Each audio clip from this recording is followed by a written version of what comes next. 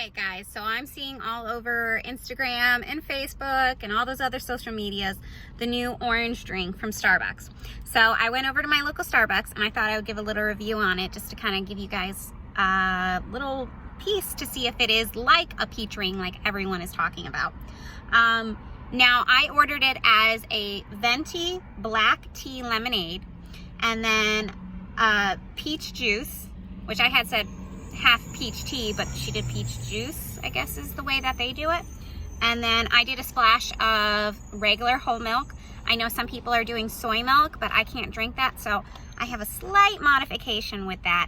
But I figured that shouldn't affect the flavor too much. It's still milk.